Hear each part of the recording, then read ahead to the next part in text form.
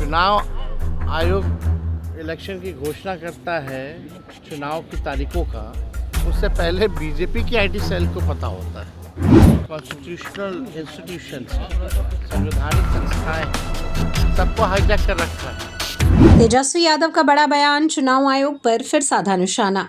नेता प्रतिपक्ष तेजस्वी यादव ने चुनाव आयोग की निष्पक्षता पर सवाल खड़े करते हुए बड़ा बयान दिया है।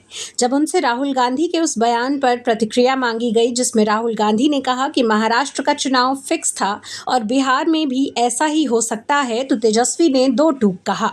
बिल्कुल सही आशंका तो है ही। चुनाव आयोग की कार्यशैली देखिए। पिछले विधानसभा चुनाव में दिन के उजाले में काउंटिंग रुकवा दी, रात के अंधेरे में फिर से चालू की गई।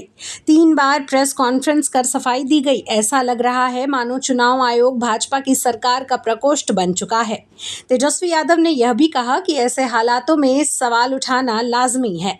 सीएम चेहरे को लेकर भी दिया जवाब। जब कांग्रेस प्रभारी के उस बयान पर सवाल हुआ जिसमें कहा गया कि तेजस्वी यादव महागठबंधन के सीएम चेहरा नहीं है, तो तेजस्वी ने सहजता से कहा कि क्यों टेंशन लेते हैं, छोड़िए इन सब बातों को, हम सब मिलकर नया बिहार बनाएंगे और इसकी तैयारी जारी है।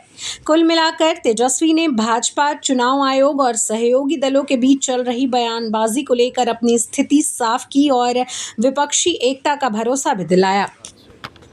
जब से नरेंद्र मोदी जी प्रधानमंत्री बने हैं, तब से जितने भी कॉन्स्टिट्यूशनल इंस्टीट्यूशंस, संवैधानिक संस्थाएं सबको हाईजैक कर रखा है। चुनाव आयोग इलेक्शन की घोषणा करता है चुनाव की तारीखों का, उससे पहले बीजेपी की आईटी सेल को पता होता है कि चुनाव कब होना है। तो ये बात तो है, लेकिन इन सब पे हम लोगों की नज़रें हैं।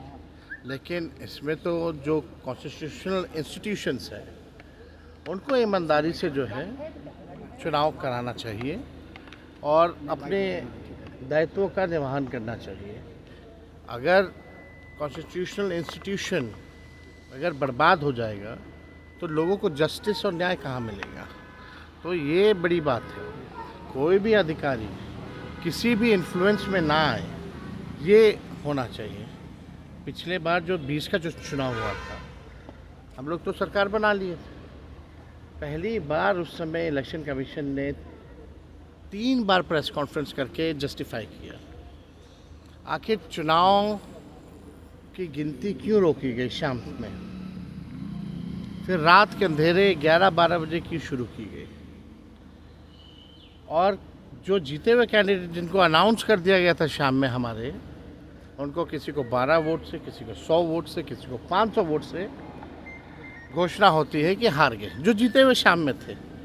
अनाउंस्ड ये कह के कि भाई अपडेट किया जा रहा है कंप्यूटर पे।